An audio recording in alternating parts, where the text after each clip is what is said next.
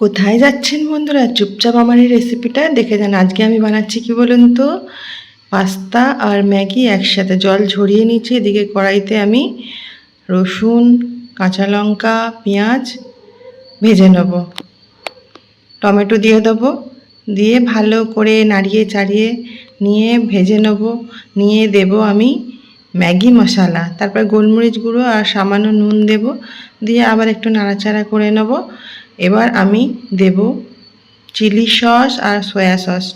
Tomato সসও দেওয়া যেত, কিন্তু আমার কাছে ছিল না। ডিমও দিতে পারতাম, আর ক্যাপসিকামও দেওয়া যেত। এইসব কিছু আমার কাছে ছিল না, ঘরে যা ছিল তাই দিয়ে আমি বানিয়ে ফেলেছি চটজলদি নাস্তা।